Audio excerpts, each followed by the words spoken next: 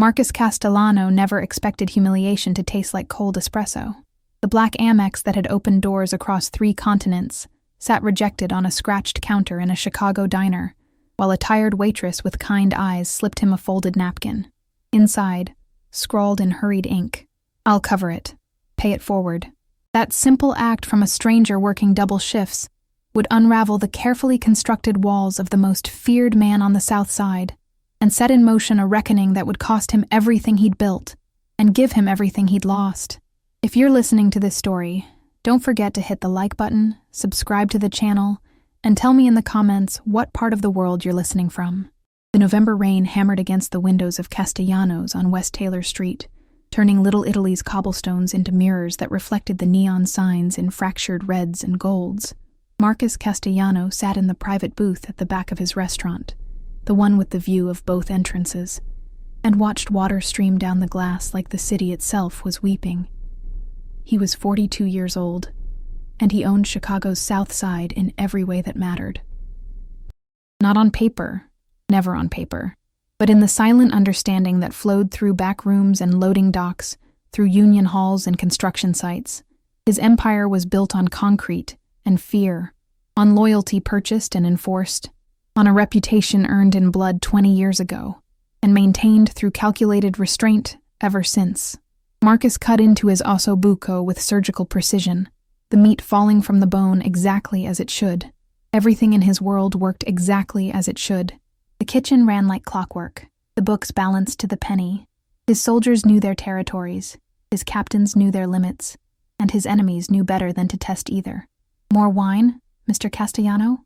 His server, Antonio, appeared at his elbow with the Barolo, already tilting the bottle. No. Marcus didn't look up. Antonio vanished. The rain intensified, drumming a rhythm that reminded Marcus of his father's fingers, tapping the kitchen table in their old apartment on Polk Street. Tap, tap, tap.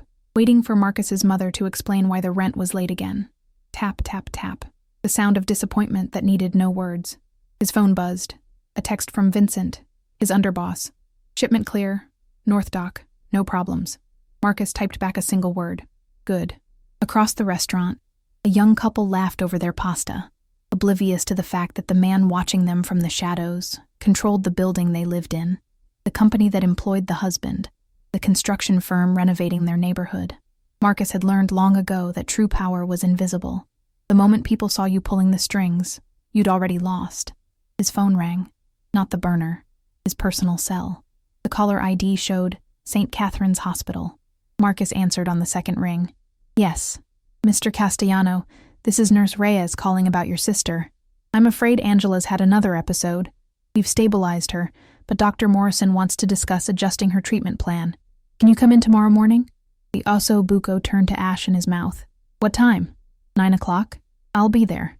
He ended the call and set the phone down with the same careful control he applied to everything.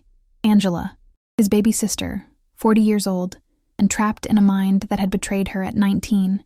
Schizophrenia, the doctors called it, as if naming the monster made it smaller. 21 years of medications and therapies and promises that next time, this new treatment would be the one that worked. St. Catherine's was the best psychiatric facility in the Midwest. It cost him $40,000 a month to keep her there, in a private room with a view of the lake, with round-the-clock care and doctors who actually gave a damn. Worth every penny, worth every body he'd buried to earn it. Marcus finished his wine and stood, buttoning his charcoal Tom Ford suit jacket. The restaurant's ambient noise, the clink of silverware, the murmur of conversation, the hiss of the espresso machine, all of it dimmed as he moved through the space. People didn't look directly at him, but he felt their awareness like a physical pressure. Outside, his driver Carlo waited with the black Mercedes S-Class, engine running, wipers cutting through the rain. Marcus slid into the back seat, and the car pulled smoothly into traffic. "Home, boss?" Carlo asked. "Drive." Carlo knew what that meant. He took Lakeshore Drive north, the city lights smearing across the rain-slicked windows, the dark expanse of Lake Michigan stretching endlessly to the east. Marcus watched Chicago slide past. His city, his territory, his kingdom built on sand and blood, and the willingness to do what others wouldn't. His phone buzzed again. This time, a text from his consigliere, Michael Russo. "We need to talk. Tomorrow." It's about the North Side situation. The North Side situation. That's what they were calling it now. 3 months ago, a crew of Russian immigrants had started moving heroin through Wicker Park, ignoring the boundaries that had kept the peace for a decade. Marcus had sent messages. The Russians had sent bodies back. Now it was a question of when, not if, the situation would require a permanent solution. Marcus typed back, "My office. Noon." The rain continued its relentless percussion against the car roof. Tap, tap, tap. His father's fingers. His father's disappointment. His father, dead 15 years now, who'd worked 3 jobs and died of a heart attack at 57 without ever owning anything, without ever being anything except tired. "I'm not you, old man," Marcus whispered to the rain-streaked window. "I'm not you." The Mercedes turned west, away from the lake, back toward the south side, back toward the brownstone on Ashland Avenue that Marcus had bought and renovated, the place he called home but never quite felt like one. Home was a concept for people who had the luxury of letting their guard down. They passed a 24-hour diner on Halsted, its neon sign flickering in the rain. Rosie's. Through the streaked windows, Marcus caught a glimpse of the interior. Worn booths, a counter with red vinyl stools, a waitress refilling coffee for a lone customer. Something about the scene caught and held his attention. The waitress moved with efficient grace, her ponytail swinging as she worked. Even from the street, even through rain and glass and distance, Marcus recognized the particular exhaustion of someone working their 2nd or 3rd shift, someone for whom stopping meant drowning. "Slow down," he told Carlo. The Mercedes eased to a crawl. Marcus watched the waitress laugh at something the customer said, watched her wipe down the counter with practiced motions, watched her glance at the clock on the wall with an expression he understood intimately, the calculation of hours remaining, the mathematics of survival. "Keep going," Marcus said. The car accelerated and Rosie's diner disappeared into the rain-soaked night. But something about that image stayed with him. The warm light, the simple human interaction, the world that existed outside his empire of shadows and silence. By the time they reached his brownstone, the rain had softened to a steady drizzle. Marcus climbed the steps to his front door, unlocked the 3 deadbolts, and stepped into the climate-controlled silence of his home. Hardwood floors, leather furniture, abstract art on the walls that he'd bought because his decorator said it was important. Everything perfect, everything empty. He poured himself 2 fingers of Macallan 25, neat, and stood at the window overlooking his street, his kingdom, his cage. The whiskey burned going down, a familiar comfort. Tomorrow he'd visit Angela. Tomorrow he'd meet with Michael about the Russians. Tomorrow he'd continue being Marcus Castellano, the man who controlled the South Side, the man everyone feared and no one knew. But tonight, for reasons he couldn't articulate, he thought about a tired waitress in a diner, laughing despite everything, and wondered what that kind of freedom might feel like. The rain whispered against the windows. Tap, tap, tap. Somewhere in the night, his phone buzzed with another message, another problem, another piece of the empire requiring his attention. Marcus ignored it and finished his whiskey in the dark, alone with the rain and the weight of everything he'd built. The morning arrived gray and cold, the kind of Chicago November day that made the city feel like it was holding its breath. Marcus stood in the sterile hallway of St. Catherine's Hospital, watching through the observation window as Angela sat in her room, talking to someone who wasn't there. Dr. Morrison appeared at his elbow, tablet in hand, her expression professionally neutral. "Mr. Castellano, thank you for coming." "How bad?" "She's experiencing increased auditory hallucinations. The current medication protocol isn't providing adequate coverage." Dr. Morrison pulled up charts on her tablet. "I'd like to try a new combination, but I need to be honest with you. It's experimental, and insurance won't cover it. Out of pocket, we're looking at approximately $15,000 per month on top of her current care costs." Marcus didn't blink. "Do it. There are risks. Do it." Dr. Morrison nodded slowly. "I'll have the paperwork prepared. We can start the new protocol this afternoon." Through the window, Angela laughed at something her invisible companion said. She was wearing the lavender sweater Marcus had brought her last week, and for a moment she looked exactly like she had at 18, before the disease had carved her away piece by piece. "Can I see her?" "Of course. But Marcus," Dr. Morrison's use of his first name made him look at her. "She's having a good moment right now. Don't expect her to recognize you today." He went in anyway. Angela looked up as the door opened, her eyes bright but unfocused. "Oh, hello. Are you here for the party?" Hi, Angela. It's Marcus. Marcus? She tilted her head, considering. I used to know a Marcus. He was very serious, always worried about everything. She leaned forward conspiratorially. Between you and me, I think he forgot how to smile. Something cracked in Marcus's chest, a hairline fracture in the armor he'd spent decades forging. Yeah, I think you're right about that. They sat together for 20 minutes, Angela talking about the party she was planning, about the friends who visited her. They didn't. About the trip to Italy she was going to take. She wasn't. Marcus listened and nodded and felt the weight of every choice he'd ever made pressing down on his shoulders. When he left, Dr. Morrison was waiting. The new treatment will take time to show results. Weeks, possibly months. I understand. And Marcus, you should consider talking to someone yourself. Caregiver burnout is real, even when you're not providing the day-to-day care. Marcus almost laughed. Therapy. For him. As if he could sit in some office and explain that the stress in his life came from running a criminal empire, from the bodies he'd ordered buried, from the fear he cultivated like a garden.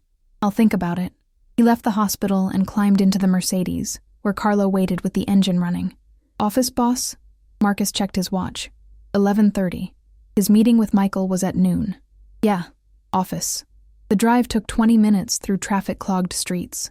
Marcus's office was the back room of a legitimate import-export business on South Halsted, a company that actually did import and export, mostly Italian specialty foods, enough legitimate business to justify the cash flow and provide cover for everything else.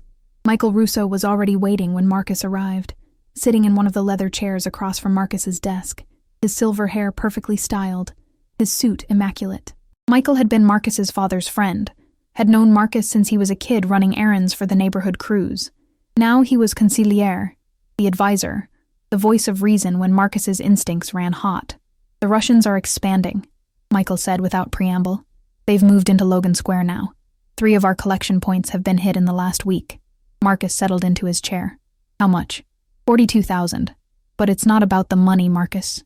It's about the disrespect. They're testing us. If we don't respond, everyone will think we're weak. What do you recommend? Michael leaned forward. We hit them back. Hard. Make an example.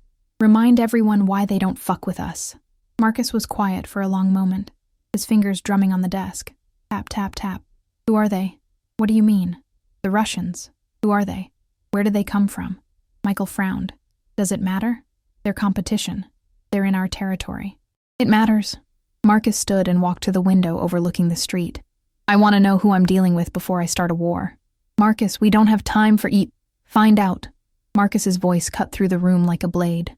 I want names, backgrounds, where they came from, why they're here. I want to understand who they are before I decide what to do about them. Michael was silent for a beat, then nodded. I'll have Vincent dig into it. Good. Anything else? Yeah, actually. Michael pulled out his phone and pulled up a news article. You see this? City's investigating construction permits in Bridgeport. Your name came up. Marcus took the phone and scanned the article. Some crusading aldermen making noise about corruption, about permits being fast-tracked, about money changing hands. Nothing concrete, nothing provable, but enough smoke to make people start looking for fire. Who's the alderman? James Riley. Irish. South Side. Ambitious. Word is he's thinking about running for mayor in 2 years. And he thinks taking me down will help his campaign. Looks that way. Marcus handed the phone back. Set up a meeting. Somewhere quiet. I want to talk to him. You sure that's wise? Might be better to just make the problem go away. No. Marcus's voice was firm. No more bodies unless there's no other choice. Set up the meeting. Michael studied him with an expression Marcus couldn't quite read. You're changing, Marcus. I'm not sure if that's good or bad. Neither am I. After Michael left, Marcus sat alone in his office, the silence pressing in from all sides. On his desk sat a framed photo, the only personal item in the room. It showed Marcus and Angela at her high school graduation, both of them smiling, both of them whole. That was 6 months before her first psychotic break, 6 months before everything changed. His phone buzzed. A text from an unknown number. Your card was declined at Rosie's Diner last week. Just wanted to make sure you're okay. Emma Marcus stared at the message, confused. Rosie's Diner, the place he'd driven past in the rain. But he hadn't stopped there, hadn't been inside. How could his card have been declined? He called his bank. After navigating the automated system and finally reaching a human, he asked about recent transactions. Let me check, Mr. Castellano. Yes. I see a declined charge from November 8th at Rosie's Diner in Chicago. The card was declined due to a security hold. There had been several unusual charges that day, and our fraud detection system flagged it. What charges? Purchases in New York, Miami, and Los Angeles, all within a 3-hour window. Obviously impossible for one person, so the system locked the card. Fraud. Someone had cloned his card. But that didn't explain the text message. Didn't explain how someone at the diner had his number. Marcus texted back, I think there's been a mistake. I wasn't at Rosie's Diner. The response came quickly. Oh, I'm so sorry. Someone used your card here last week. When it was declined, I covered it. The guy left your business card. That's how I got your number. I just wanted to make sure you knew about the fraud. Marcus sat back in his chair, processing. Someone had stolen his card information, tried to use it at a diner, and when it was declined, a waitress had covered it out of her own pocket. For a stranger. For someone she thought was in trouble. He typed, How much? Just $8.47. Really, it's fine. I just wanted to make sure you knew. $8.47. A nothing amount. Pocket change. But this woman, Emma, had covered it without hesitation, had tracked down his number, had reached out to make sure he was okay. Marcus looked at the photo on his desk, at Angela's smile, at the ghost of who they'd both been. Then he looked at his phone, at this small kindness from a stranger, and felt something shift inside him, like a tectonic plate settling into a new position. He stood and grabbed his coat. Carlo, he called out. We're going to Rosie's Diner. The rain had started again, softer now, a gentle percussion against the windows. Tap, tap, tap. But this time, it sounded less like his father's disappointment and more like an invitation. Rosie's Diner looked different in daylight, smaller, more worn, the neon sign dark and unremarkable. Marcus pushed through the door, and a bell chimed overhead, announcing his arrival to the scattered lunch crowd. The smell of coffee and frying bacon hit him immediately, along with the clatter of dishes and the low hum of conversation. A woman behind the counter looked up, and Marcus recognized her immediately from that rain-soaked glimpse through the window. She was younger than he'd thought, maybe 30, with dark hair pulled back in a practical ponytail, and eyes that held both exhaustion and something else, a spark of determination that reminded him of Angela before the illness took her. Sit anywhere, she called out, already moving toward another table with a coffee pot. Marcus slid into a booth near the window and waited. The diner was a time capsule, red vinyl booths patched with duct tape, a checkerboard floor that had seen better decades, laminated menus sticky with age, the kind of place his father would have loved, would have called honest. The waitress, Emma presumably, appeared at his table with a notepad. What can I get you? Coffee, black. Marcus paused. And are you Emma? She blinked, surprised. Yeah, do I know you? You texted me. About the card fraud. Recognition dawned across her face, followed immediately by embarrassment. Oh my God, Mr. Castellano, I'm so sorry about that. I probably shouldn't have. I found your business card in the guy's wallet when he left it behind, and I just thought. She was talking fast, her hands moving. I'm really sorry if I overstepped. You covered his bill. It was only $8, and he seemed really embarrassed when the card didn't work. I figured. She shrugged. I've been there, you know? When you're counting pennies and something unexpected happens. It's humiliating. Marcus studied her. She met his gaze without flinching, without the careful deference he was used to seeing. She had no idea who he was, beyond a name on a business card. To her, he was just another person. Let me pay you back. Oh no, really, it's fine.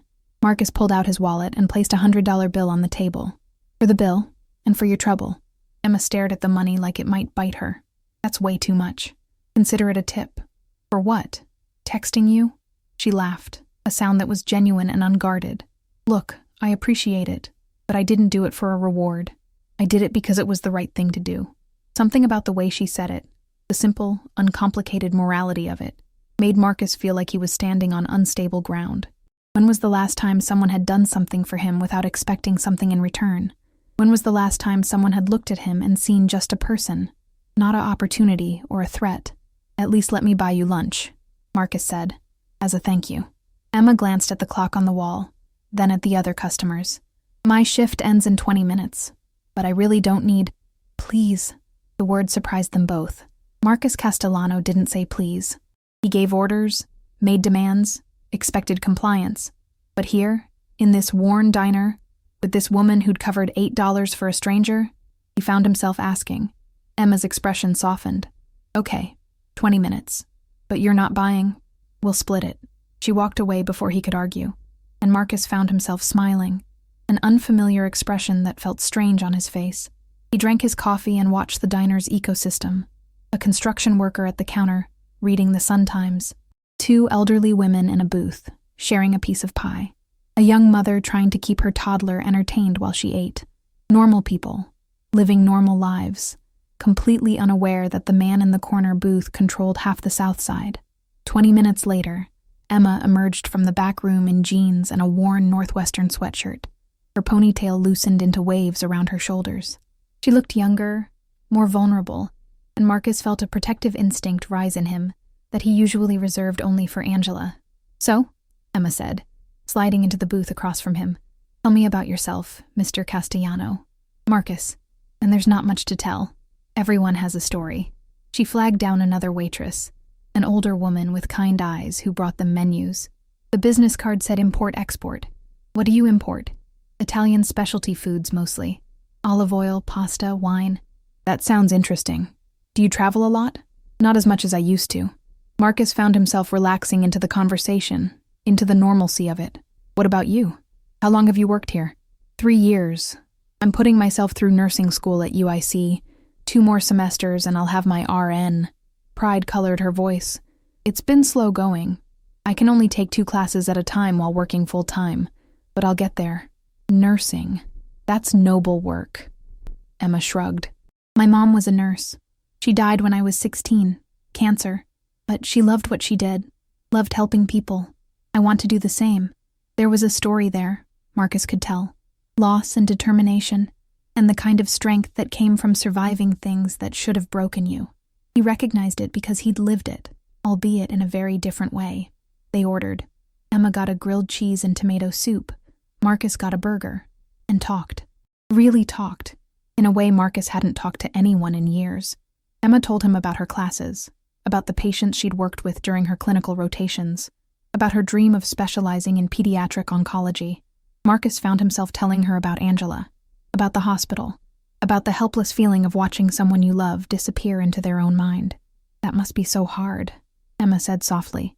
But the fact that you're there for her, that you're making sure she has the best care, that matters, even if she doesn't always recognize you. Sometimes I wonder if it's enough. It's more than enough. Trust me. I've seen families abandon their loved ones for way less. You're a good brother, Marcus. The words hit him like a physical blow. When was the last time someone had called him good? When was the last time he'd thought of himself that way? Their food arrived, and they ate in comfortable silence for a while. Through the window, Marcus watched the street, his territory, and felt like he was seeing it for the first time. The bodega on the corner where Mrs. Chen sold groceries and lottery tickets. The barber shop where old men argued about the Cubs. The church where Father Rodriguez held Mass every Sunday. These were the people he'd told himself he was protecting. The community he'd built his empire to serve. But when was the last time he'd actually seen them as anything other than assets to be managed? Can I ask you something? Emma's voice pulled him back. Why did you really come here today? You could have just Venmo'd me the $8. Marcus considered lying. Considered giving her some smooth answer that would maintain his distance. But something about Emma's direct gaze, about the genuine curiosity in her eyes, made him want to tell the truth. I saw you, he said, last week, driving past in the rain. You were working, laughing with a customer, and you looked. He searched for the word, free, like despite everything, despite the exhaustion and the struggle, you were still you. And I realized I couldn't remember the last time I felt that way. Emma was quiet for a long moment. That's the saddest thing I've heard in a long time. Yeah, it is. So what are you going to do about it? The question was so simple, so direct, that Marcus almost laughed. What was he going to do about it? He was Marcus Castellano. He controlled an empire. He made decisions that affected thousands of lives. He had power and money and influence. And yet this woman, this waitress putting herself through nursing school, had something he'd lost somewhere along the way, the ability to choose joy, to find freedom in the midst of struggle. I don't know, he admitted. Well, Emma said, finishing her soup. Maybe that's the first step, admitting you don't know. They talked for another hour, long after the lunch rush had ended, and the diner had emptied out. Marcus learned that Emma lived in a studio apartment in Pilsen, that she loved old movies and terrible reality TV, that she volunteered at a free clinic on weekends. Emma learned that Marcus had grown up on the South Side, that he'd never been married, that his favorite food was his mother's Sunday gravy, a recipe he'd never quite mastered himself. It was the most normal conversation Marcus had had in 20 years, and it terrified him. Because sitting across from Emma, laughing at her stories about nursing school disasters, he could feel the walls he'd built starting to crack, and walls once cracked were impossible to repair. His phone buzzed. A text from Vincent. Problem at the North Dock. Need you here. Reality crashed back in. Marcus stood, pulling out his wallet. I have to go. Work emergency. Of course. Emma stood too. Thank you for lunch. And for the conversation. I enjoyed it. So did I. Marcus hesitated, then pulled out a business card. His real one, with his personal cell number. If you ever need anything. Anything at all. Emma took the card, her fingers brushing his for just a moment. Be careful, Marcus. You look like someone carrying the weight of the world. Maybe I am. Then maybe it's time to put some of it down. Marcus left the diner and climbed into the Mercedes, where Carlo waited with the engine running. As they pulled away, Marcus looked back and saw Emma through the window, already back at work, refilling salt shakers and wiping down tables, living her life, free. Where to, boss? Carlo asked. North Dock. The drive took 30 minutes through traffic. When they arrived, Vincent was waiting, his expression grim. We've got a situation. Marcus followed him into the warehouse, where 3 of his men stood guard over a young man tied to a chair. The kid couldn't have been more than 25, with the pale skin and sharp features that marked him as Eastern European. Russian. We caught him trying to plant surveillance equipment, Vincent explained. He's been watching our operations for weeks. Marcus approached the young man, who stared back with a mixture of fear and defiance. What's your name? Dmitri. Who sent you, Dmitri? Go fuck yourself. Vincent moved forward, but Marcus held up a hand. I asked you a question, and I told you to go fuck yourself. Dimitri's accent was thick, his English rough. You think you scare me? You think I'm afraid of you? Marcus crouched down so he was eye level with the kid. I don't want you to be afraid, Dmitri. I want you to be smart. Tell me who sent you, and you walk out of here. Don't tell me. And he let the sentence hang. You'll kill me either way. Maybe, maybe not. But if you cooperate, at least you'll have a chance. Dmitri laughed, a bitter sound. Chance? There's no chance. Not for people like us. We're born into this shit. We die in this shit. The only question is how much damage we do along the way. The words hit Marcus harder than they should have, because Dmitri was right. This kid, barely old enough to rent a car, had already accepted that his life would end in violence, had already resigned himself to being a casualty in someone else's war. Marcus thought about Emma, about her determination to become a nurse, about her belief that helping people mattered. He thought about Angela, trapped in her mind, and about all the choices he'd made that had led him to this warehouse, to this moment, to this kid who saw death as inevitable.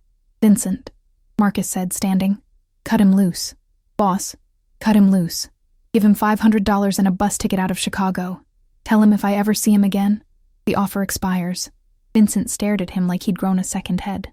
Marcus, he's been spying on us. We can't just... I said cut him loose. Marcus's voice was steel.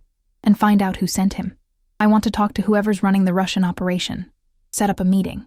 A meeting? Marcus, they're trying to take our territory. Set up the meeting, Vincent. That's an order. Marcus walked out of the warehouse and back to the Mercedes, his heart pounding. He'd just shown weakness, just let an enemy walk away. In his world, that was unforgivable. In his world, that got you killed. But as Carlo drove him back toward the south side, Marcus found himself thinking about Emma's words. Maybe it's time to put some of it down. Maybe it was. The rain started again, gentle and persistent. Tap, tap, tap. But this time Marcus didn't hear his father's disappointment. He heard possibility. The meeting with Alderman James Riley took place 3 days later, in a private room at a steakhouse in the Loop, the kind of place where deals were made over expensive cuts of meat and expensive bottles of wine. Riley was exactly what Marcus expected. Mid-50s, silver-haired, with the practiced smile of a career politician, and eyes that calculated angles before you finished speaking. "Mr. Castellano," Riley said, extending his hand. "Thank you for agreeing to meet." Marcus shook it, noting the firm grip, the expensive watch, the custom suit. "You wanted to talk. I'm here." They sat, and a waiter appeared immediately with menus and a wine list. Riley ordered a bottle of Caymus Cabernet without consulting Marcus, a power move that was both obvious and ineffective. Marcus had been playing these games since before Riley won his first election. "I'll be direct," Riley said once the waiter had left. "The construction permits in Bridgeport. I know you expedited them. I know money changed hands. I know the building inspector who signed off on that project is your cousin's brother-in-law. That's quite an accusation." "It's not an accusation. It's a fact." Riley leaned forward. "But here's the thing, Mr. Castellano. I don't actually care. You want to grease some wheels to get your projects approved faster. That's Chicago. That's how this city has worked for 100 years. Then why the investigation? Because I need to look like I care. I need to look like I'm fighting corruption, standing up for the little guy. It plays well with voters." Riley smiled. "But between you and me, I'm a pragmatist. I understand how things work. I understand that men like you provide services that keep this city running." Marcus sipped his water, saying nothing. "So here's what I'm proposing," Riley continued. "You make a generous contribution to my mayoral campaign, let's say $500,000 to start, and I make this investigation go away. We can even work together going forward. You help me get elected. I make sure your business interests are protected. Everybody wins." The wine arrived. Riley made a show of tasting it, approving it, waiting for their glasses to be filled. Marcus watched the performance with detached interest, thinking about Emma, about Dimitri, about all the ways this conversation would have gone differently a month ago. "No," Marcus said. Riley's smile faltered. "I'm sorry. I said no. I'm not paying you off and I'm not contributing to your campaign. Mr. Castellano, I don't think you understand the position you're in. I have evidence. Then use it." Marcus set down his glass. "Take it to the state's attorney. File charges. Do whatever you think you need to do. But I'm not paying you, and I'm not playing this game anymore." Riley's expression hardened. "You're making a mistake." "Maybe, but it's my mistake to make." Marcus stood. "Enjoy your wine, Alderman." He walked out of the steakhouse into the cold November evening, leaving Riley sitting alone with his expensive Cabernet and his impotent threats. Carlo was waiting with the car, but Marcus waved him off. "I'm going to walk." "Boss, it's not safe." "I'll be fine. Follow me at a distance if it makes you feel better." Marcus started walking south, his hands in his pockets, his breath forming clouds in the cold air. The city moved around him. Commuters rushing to catch trains, tourists taking photos of the bean, street performers playing for spare change. Chicago, his city, his prison. His phone rang. "Michael Russo. Tell me you didn't just walk out on Riley," Michael said without preamble. "I walked out on Riley." "Marcus, what the fuck? He's going to come after us now. He's going to make this personal." "Let him." "Let him?" "Marcus, he's an alderman with mayoral ambitions. He has resources, connections, and I have nothing to hide anymore, Michael." Marcus stopped walking, standing on the corner of State and Madison, the heart of the loop. "I'm tired. I'm tired of the threats and the games and the constant calculation. I'm tired of being afraid." "You're not afraid of anything." "That's where you're wrong." Marcus watched the light change, watched people cross the street, ordinary people living ordinary lives. "I'm afraid of everything. I'm afraid of ending up like my father, working myself to death for nothing. I'm afraid of ending up like Angela, lost in my own head. I'm afraid of waking up one day and realizing I've spent my whole life building an empire that doesn't mean anything." Michael was quiet for a long moment. "What happened to you?" "I met someone who reminded me what it's like to be human." Jesus Christ. "Marcus, please tell me you're not getting involved with some woman. Please tell me you're not about to blow up everything we've built because you're having a midlife crisis." "I'm not blowing anything up. I'm just choosing differently." "Choosing differently gets you killed in our world. Then maybe it's not my world anymore." Marcus ended the call and kept walking. He walked past Millennium Park, past the Art Institute, down Michigan Avenue with its luxury stores and holiday decorations already going up. He walked until his feet hurt and his face was numb from the cold, and then he walked some more. His phone buzzed repeatedly. Vincent, Michael, Carlo, all of them wanting to know where he was, what he was doing, if he was okay. Marcus ignored them all. For the first time in 20 years, he was alone in his city without guards or guns or the weight of his reputation, and it felt like freedom. He ended up at Rosie's diner just after 8 o'clock. Through the window, he could see Emma working the evening shift, moving between tables with that same efficient grace he'd noticed before. He stood outside for a long moment, watching her, wondering what the hell he was doing. Then he pushed through the door. Emma looked up as the bell chimed, and her face broke into a genuine smile. "Marcus, what are you doing here?" "I was in the neighborhood." The lie was obvious, but she didn't call him on it.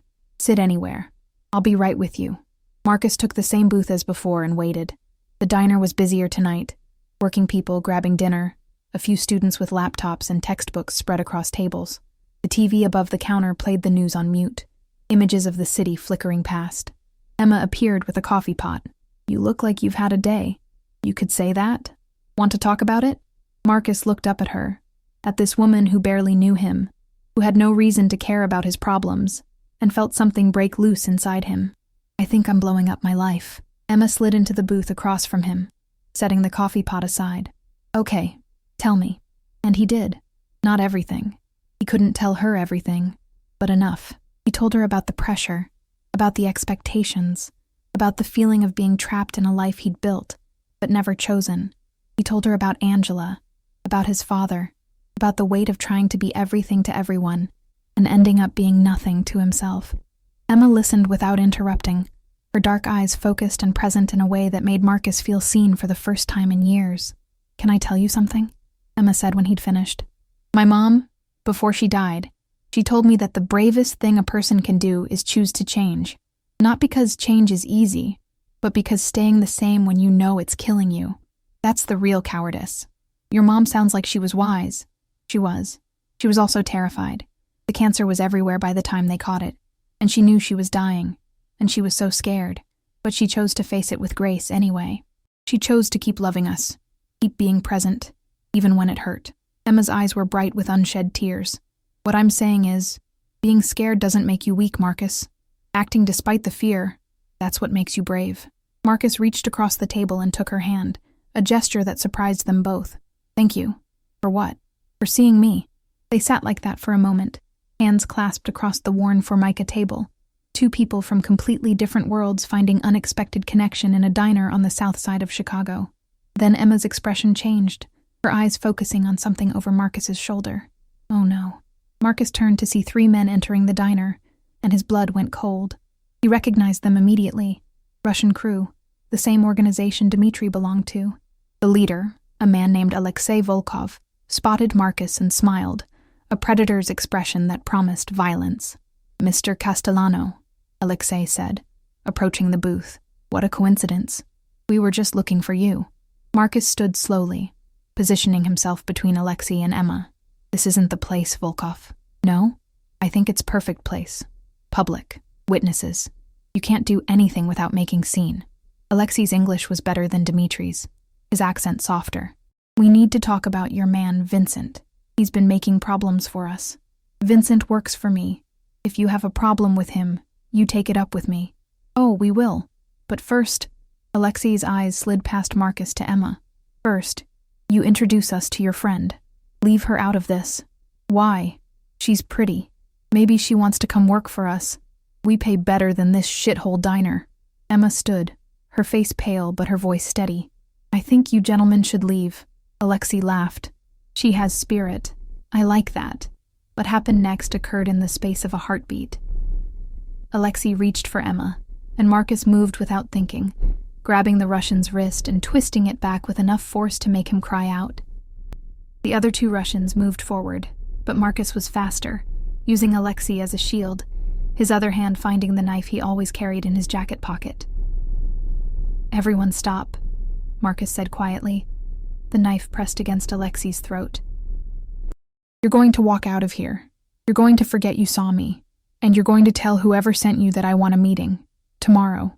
Neutral ground. We talk, or we go to war. Those are the only options." Alexei's eyes were wide, but he nodded. "Tomorrow. I'll arrange it." Marcus released him, and the 3 Russians backed toward the door, Alexei rubbing his wrist. "You made mistake, Castellano. Big mistake." They left, and the diner erupted in whispers. Marcus turned to Emma, who was staring at him with an expression he couldn't read. Fear, confusion, and something else. "Marcus," she said slowly, "what just happened? Who were those men?" "Emma. And that knife, the way you moved. That wasn't—" She backed away from him. "Who are you?" Marcus felt everything crashing down around him. "I can explain. Then explain. Right now." He looked around the diner, at the customers watching them, at the other waitress on the phone probably calling the police. "Not here. Please. Let me take you somewhere we can talk privately." Emma hesitated, and Marcus could see her calculating, weighing trust against self-preservation. Finally, she nodded. "Okay. But Marcus, if you're dangerous, if you're going to hurt me, I would never hurt you. I swear on my sister's life." She grabbed her coat and told the other waitress she was leaving. Marcus led her outside, where Carlo was waiting with the Mercedes, looking tense.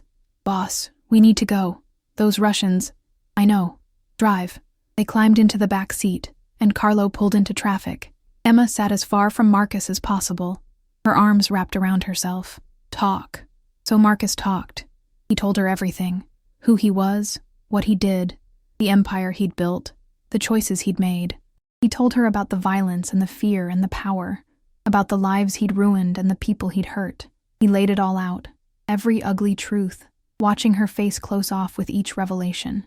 When he finished, Emma was crying silently, tears streaming down her face. "You're a criminal." "Yes." "You hurt people." "Yes." "And you came into my diner? You talked to me. You made me think." Her voice broke. "Why? Why did you do this?" "Because you were real," Marcus said. "Because for the first time in 20 years, someone looked at me and saw a person, not a monster or an opportunity. Because you reminded me that there was still something human left inside me. That's not fair. You can't put that on me." "You're right. I'm sorry." Emma wiped her eyes. "Stop the car. Emma, stop the car." Carlo pulled over. Emma opened the door and climbed out onto the sidewalk. Marcus followed her. "Please, let me make this right." "How? How do you make this right, Marcus? You lied to me. You used me. I never lied. I just didn't tell you everything. And I didn't use you. I needed you. There's a difference. Not to me." Emma started walking away. Marcus watched her go, feeling the last piece of his humanity walking away with her. And in that moment, standing on a South Side street corner in the cold November night, Marcus Castellano made a choice. "I'm done," he called after her. Emma stopped, turned. "What?" "I'm done. With all of it. The business, the empire, the violence. I'm walking away. You can't just walk away from that life. Watch me." Marcus moved toward her. "You were right. It's time to put it down. All of it. I don't know what comes next, and I don't know if I'll survive making this choice, but I know I can't keep living the way I have been. Not after meeting you. Not after remembering what it feels like to be human." Emma stared at him, searching his face for the lie, for the angle. "You're serious. Completely. They'll kill you. Maybe. Probably. But at least I'll die as myself, not as the thing I've become." The rain started again, soft and cold. Emma stood in it, looking at Marcus like she was seeing him for the first time. Then, slowly, she closed the distance between them. "You're an idiot," she said. "I know. And if you're lying to me, if this is some kind of manipulation, it's not. I swear." Emma reached up and touched his face, her fingers cold against his skin. "Then prove it. Show me you mean it." "How?" "Walk away. Right now. Tonight. Leave it all behind and don't look back." Marcus thought about his empire, about the money and power and control. He thought about Vincent and Michael and Carlo and all the people who depended on him. He thought about Angela in her hospital room, about the bills that needed to be paid, about the responsibilities he couldn't just abandon. Then he thought about his father, working 3 jobs and dying with nothing. He thought about the weight he'd been carrying for 20 years, the crushing pressure of being Marcus Castellano, the man who controlled the South Side. And he thought about Emma, standing in the rain, offering him a chance at redemption he didn't deserve. "Okay," he said. "Okay." He pulled out his phone and called Michael. "It's done. I'm out." "Marcus, what are you talking about?" "I'm out. The business, the territory, all of it. It's yours now. You and Vincent figure out how to divide it up. I don't care anymore." "Marcus, you can't just—" "I can, and I am. Take care of Angela's medical bills. That's all I ask. The rest is yours." He ended the call and dropped the phone into a storm drain, watching it disappear into the darkness. Then he looked at Emma. "What now?" She took his hand. "Now we figure it out together." They stood in the rain, two broken people choosing hope over fear, choosing change over safety, choosing each other over everything else. And for the first time in 20 years, Marcus Castellano felt free. The next 72 hours were chaos. Marcus moved Emma into a hotel downtown, paying cash for a room under a fake name, while he tried to figure out how to extract himself from an empire that didn't let people leave. Michael called 17 times. Vincent showed up at his brownstone. Carlo waited outside the hotel, torn between loyalty and orders. Marcus ignored them all and focused on the impossible task of unwinding 20 years of criminal enterprise. He met with his accountant, the legitimate one who handled the legal businesses, and signed over everything. The import company, the restaurants, the real estate holdings. All of it went into a trust for Angela's care, managed by a board of trustees who had no connection to his former life. He met with his lawyer and made arrangements for witness protection, offering to testify against the Russian organization in exchange for immunity and a new identity. The FBI agent who took his statement looked at him like he was insane. "You understand what you're doing? You're putting a target on your back. The target's already there. At least this way, I'm shooting back." He visited Angela one last time, sitting with her in her room while she talked about the party she was planning, about the friends who didn't exist, about the life she'd never have. He held her hand and told her he loved her, and for just a moment she looked at him with clear eyes. "Marcus?" she said, her voice small and uncertain. "Are you okay?" "Yeah, Angela, I'm okay. I'm finally okay." "Good. You worry too much." She squeezed his hand. "You should smile more. You have a nice smile." He left the hospital with tears streaming down his face, knowing it might be the last time he ever saw his sister lucid. But he'd made arrangements. She'd be taken care of. That was all that mattered. On the third day, the meeting with the Russians happened. Marcus insisted on neutral ground, a parking garage in the loop, public enough to discourage violence, private enough to talk. He went alone, against everyone's advice, wearing a wire for the FBI, and carrying nothing but his father's old rosary beads in his pocket. Alexei Volkov was waiting with 4 men, all of them armed, all of them looking at Marcus like he was already dead. "Castellano, you have balls, I give you that. Coming here alone. I'm not here to fight. I'm here to negotiate." "Negotiate? You have nothing to negotiate with. You walked away from your organization. You're nobody now." "That's where you're wrong." Marcus pulled out a flash drive. "This contains everything. Every operation, every account, every contact in my former organization. Names, dates, amounts. 20 years of evidence." Alexei's eyes narrowed. "What do you want for it?" "Nothing. I'm giving it to you." "Why?" "Because I'm done. I'm out. And I want to make sure that when the FBI comes for my organization, and they will, because I'm testifying, you're not caught in the crossfire. Take this information, use it to protect yourselves, and leave me alone. That's the deal." Alexei took the flash drive, turning it over in his hands. "You're really walking away." "I really am. They'll kill you for this. Your own people. I know. And you're doing it anyway? For what? For that waitress?" Alexei laughed. "You're fool, Castellano." "Maybe, but I'm a free fool." Alexei studied him for a long moment, then nodded. "Okay, we take this. We leave you alone. But if you're lying, if this is trap..." "It's not. I just want out." "Then you're out. Good luck, fool." The Russians left, and Marcus stood alone in the parking garage, shaking with adrenaline and relief. It was done. He'd burned every bridge, severed every tie, destroyed everything he'd built, and it felt like the first real breath he'd taken in 20 years. He went back to the hotel, where Emma was waiting. She'd spent the last 3 days researching him online, reading articles about the South Side's mysterious power broker, about the violence and corruption that swirled around his name. When he walked in, she looked up from her laptop with red-rimmed eyes. "I read about you," she said, "about the things you've done. The people who've died because of you." Marcus sat down across from her. "I know. How do you live with it?" "I don't. Not really. I just kept moving forward, kept telling myself it was necessary, that I was protecting people, building something. But the truth is, I was just scared. Scared of being poor like my father. Scared of being powerless. Scared of not mattering. And now I'm still scared, but I'm more scared of dying without ever really living. Emma closed her laptop. The FBI came by. They wanted to ask me questions about you. Marcus's heart sank. What did you tell them? The truth, that I barely know you, that we met by chance, that I have no involvement in your business. She paused. They wanted me to testify against you. Are you going to? I don't know. Should I? Marcus thought about lying, about manipulating her, about using every tool he'd honed over 20 years to protect himself.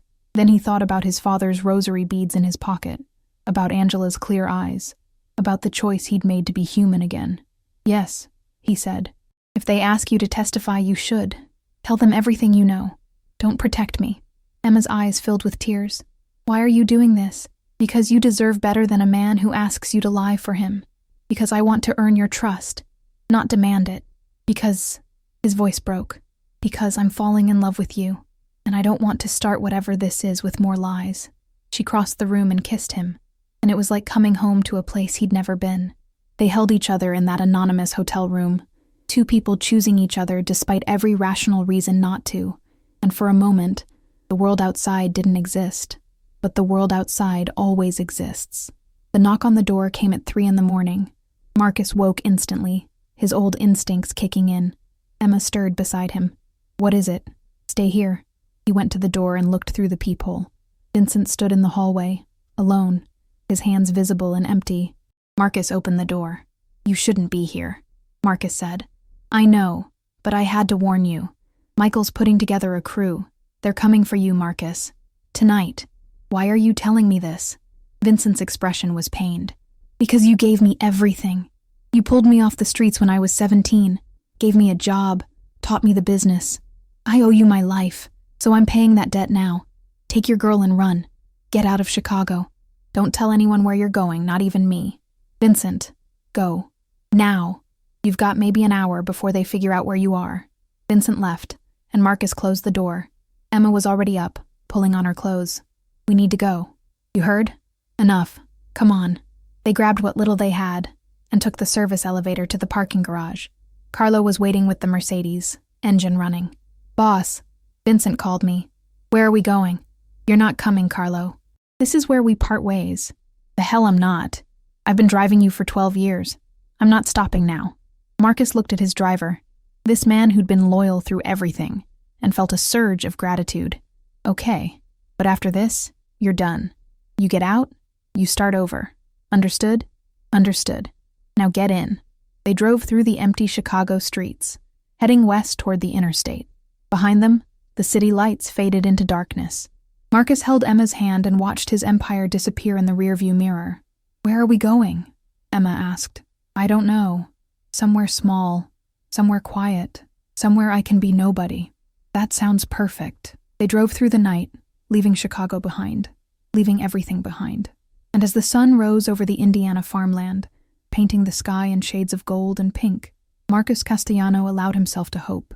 6 months later, Marcus stood on the porch of a small house in Asheville, North Carolina, watching the morning mist rise off the Blue Ridge Mountains. He wore jeans and a flannel shirt, his hands wrapped around a mug of coffee, and he looked like any other man starting his day. But he wasn't any other man.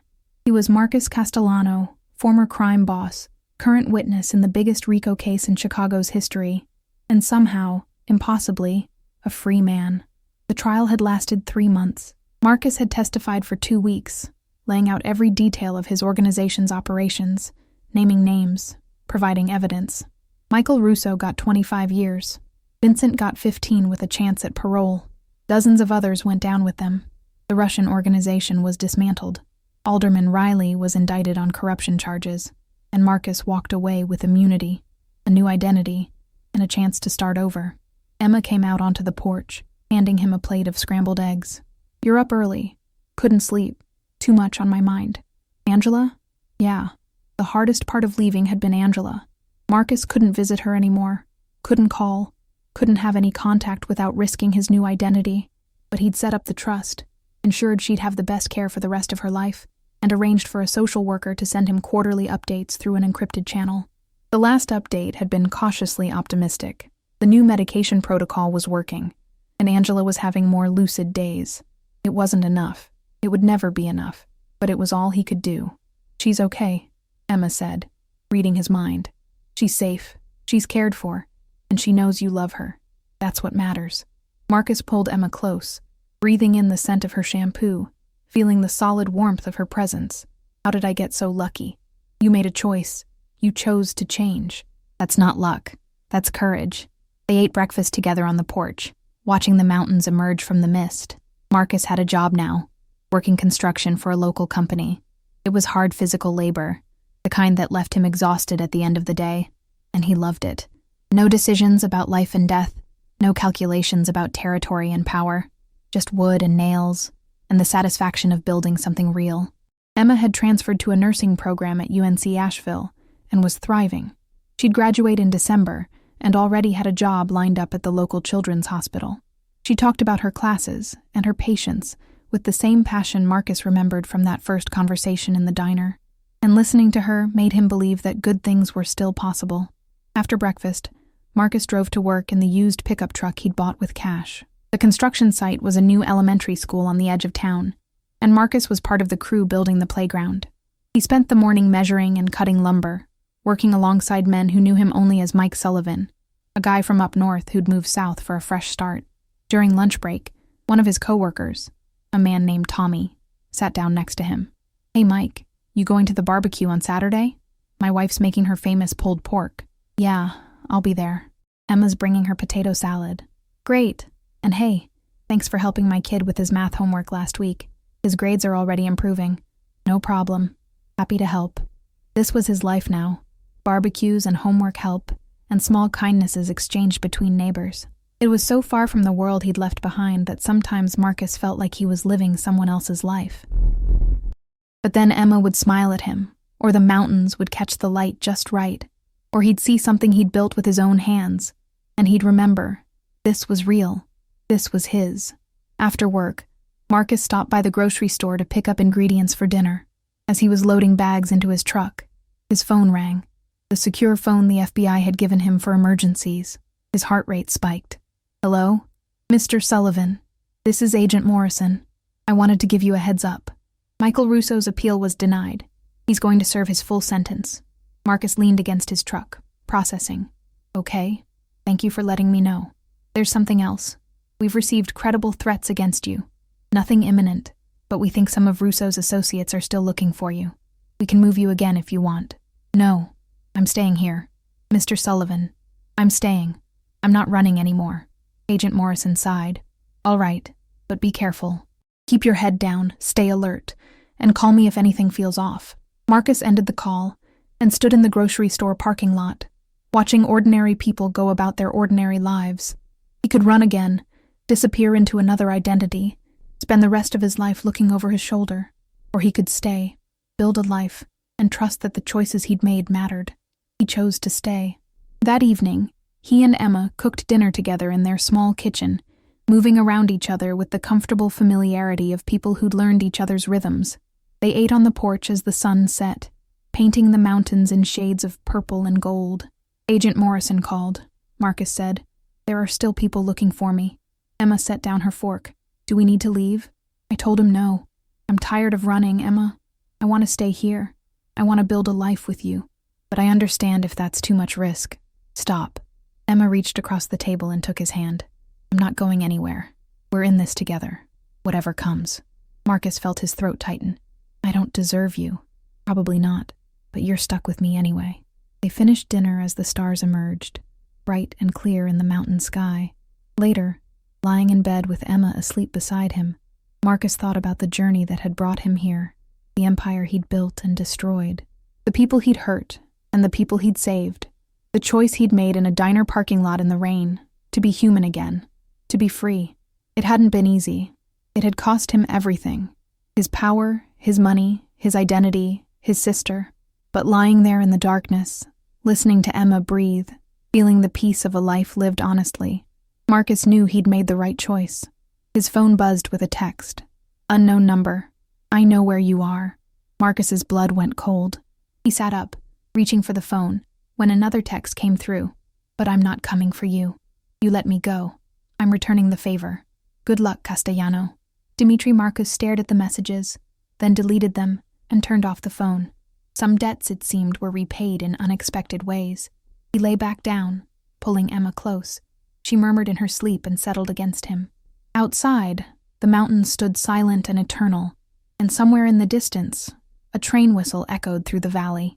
Marcus closed his eyes and let himself drift, no longer haunted by his father's disappointment or the weight of his empire. For the first time in his life, he was just a man, flawed, forgiven, and finally free. The rain had stopped, the tapping had ceased, and in its place was silence, vast and peaceful, full of possibility. Marcus Castellano had spent 20 years building an empire, but it took one tired waitress with kind eyes and a simple act of generosity to teach him the most important lesson of all. True power wasn't about control, or fear, or the ability to make people do what you wanted.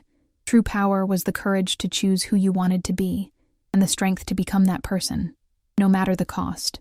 And in a small house in the mountains of North Carolina, surrounded by the quiet beauty of a life well lived, Marcus finally understood what his father had been trying to tell him all along. It wasn't about what you owned or controlled. It was about who you loved, and who loved you back. It was about being human. It was about being free. If you enjoyed this story, please subscribe to the channel and leave a comment sharing your thoughts. Let me know which moment resonated with you most, and tell me where in the world you're listening from. Your support means everything and helps me continue bringing you powerful stories like this one.